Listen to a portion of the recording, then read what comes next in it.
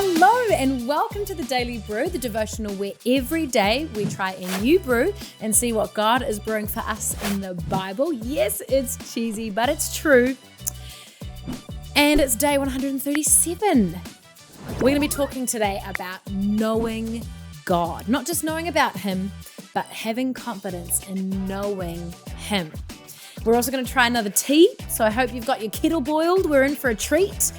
And so the scriptures we are looking at today, which by the way are written in the description of every platform, any platform that you're tuning in from today, we're going to be reading Psalm 62, John 9 verse 35 to chapter 10 verse 21, and the last two chapters in Ruth, chapters 3 and 4.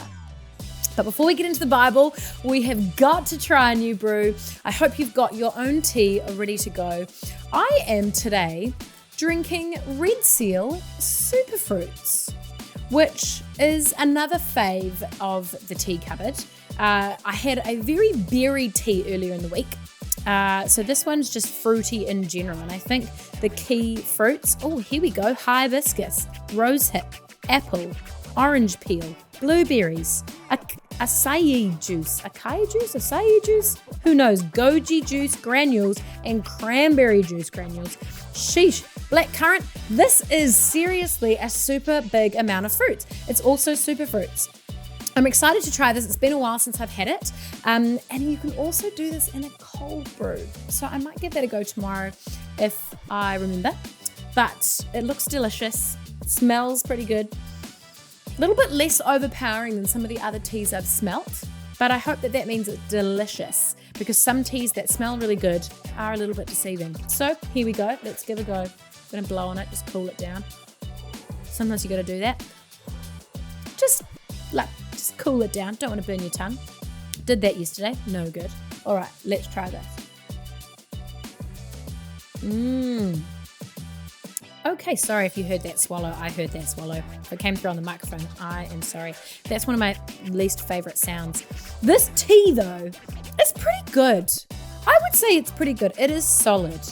I think when it comes to tea, you're always going to have less of a flavor profile. Less of a level of flavor than you're expecting. But I actually think that one's got a lot of stuff going on. Can't tell you what, apart from the fact that I read on the box that we've got all those different juices and granules and things like that. It's a pretty good tea. I would mark that pretty highly. Super Fruits, Red Seal. Give it a go. All right, well, enough of the brew. Let's get into the Bible. Do you know God? Big question. Really know Him. I think to really know someone is to understand their heart, their nature, and their character. Take a moment and think of someone you know really well. If you spontaneously dragged them to a party, you'd know how they feel about that, right? Will they be stoked, unsettled, unhappy? You'd have a pretty good idea because you know their nature. If you ask them to lie for you, you'd have an idea of whether or not they'd do it, right? Because you know and understand their character. When we know God, truly know Him, we understand His heart for us. We understand that He is trustworthy, that He never fails us, that He has a bigger plan. We understand He is true to His word. And from this knowing, this assurance, we can draw great strength. If we truly know God, truly trust Him, we can step out in faith and obedience and know that He's going to follow through. That He'll protect us as He says He does, that He'll be faithful, that His promises will come to pass. Now, don't get me wrong. Just like people, God can be unexpected, do things we don't expect, predict, or understand. But His nature and His character do not change. He is always good, always kind, always victorious. Sometimes, though, it's just not on our timeline. And it's easy when you hear someone singing, "You're never gonna let me down, no," and feel like, actually, maybe God's let me down. The question you got to ask yourself is, actually, God doesn't change. Have you put a timeline or an expectation that isn't fair or isn't true on God? Do you really know him? Are you intimately acquainted with his nature and his character? Do you have confidence, unshaken confidence in who he is? In the first two verses of our psalm today, it says, "Truly my soul finds rest in God. My salvation comes from him. Truly he is my rock and my salvation. He is my fortress. I will never be shaken." David always writes as though he knows God, and he does that in this passage today. He has a confidence in his character because he does know God. David, in fact, was known as a man after God's own heart. He sought God in every situation. Almost every situation. The Bathsheba situation was a bit of a blip on the radar, but he sought God in most situations. He cried out to God, and he received a confidence and a knowing of who God is as a result. Part of the journey of knowing God more deeply is allowing him to truly know you. David really and truly poured out his whole life and his heart to God. Now, God knows you, but are you willing to give him full access to your heart, to your very being, to your wants, to your dreams, to your desires? We see a bunch of David doing that in the Psalms. And God was allowed access to every part of David's life and every part of his heart. And because of that, God revealed himself to David too. Will you, like David, let God in? Will you let him move? And will you let him in more to every part of your life? Every part? Our healed man in John 9 today didn't know God and was standing right in front of him. But his hunger to know the Son of Man is what allowed him to truly encounter and worship Jesus. And it's in the next chapter after that where we have another key in knowing where God can be found. We are the sheep of the shepherd. And Jesus says in verse 4, when he has brought out all his own, he goes ahead of them, and this is the key part, and his sheep follow him because they know his voice.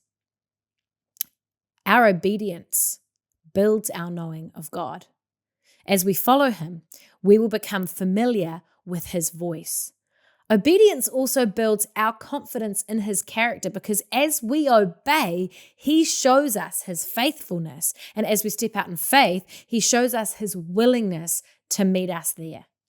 So we have a lived experience of the faithfulness of God because we have obeyed. But sometimes you've got to take that first step of obedience to discover that he will indeed meet you where he said he would meet you. John 10:14-15 says, "I am the good shepherd." This is Jesus. "I know my sheep, and my sheep know me. Just as the Father knows me, and I know the Father, I lay down my life for the sheep." That's what Jesus does for you. It's what he did for you, and what he still does for you now. Now, Ruth in our Old Testament passage today is a woman of honor. She honored people at every turn, and she honored God in a way that she lived her life. Humbly, she sought to know him. And in Ruth, once again, God proved himself faithful. He gave Ruth and Naomi a guardian redeemer. Now, let's just take a little side note. What is a guardian redeemer? The Hebrew word is actually a legal term for the one who has an obligation to redeem a relative in a serious difficulty.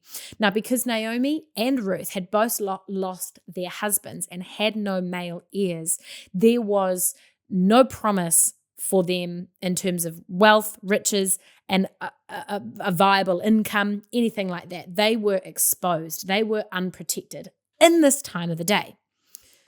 Boaz was legally one of the family members who was obligated to redeem them, to help them. And that's exactly what Boaz did. Ruth and Naomi were living in poverty, and Boaz redeemed them by marrying Ruth.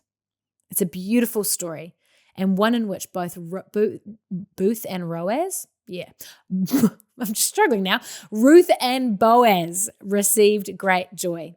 And their son, I love this, I froth over these genealogies, bit of a nerd. Their son ended up being the grandfather of King David, and he ended up being in the lineage of Jesus.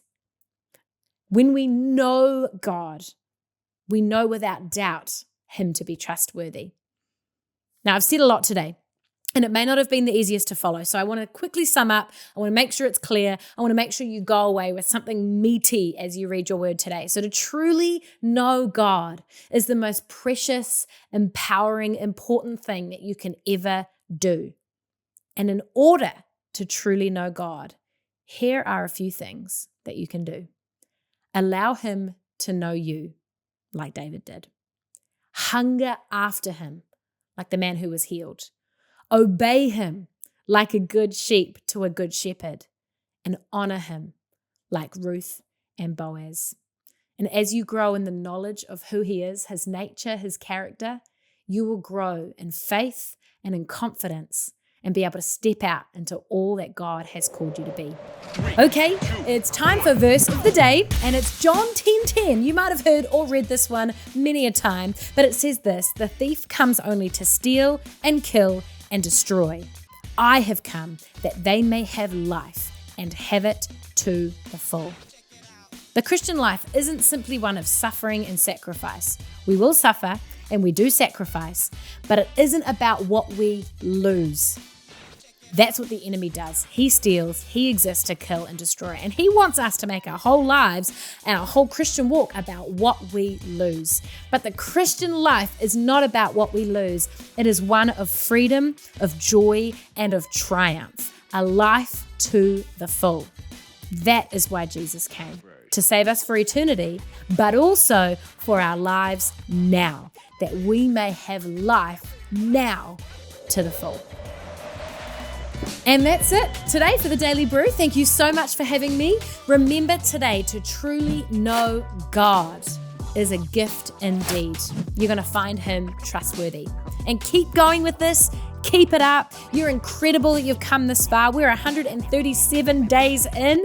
You are far too deep to give up now. Keep up the amazing work. And if it's the start of your day, have a wonderful day. If it's the end of your day, good night, sleep tight, and we'll see you tomorrow for day 138 of the Daily Brew.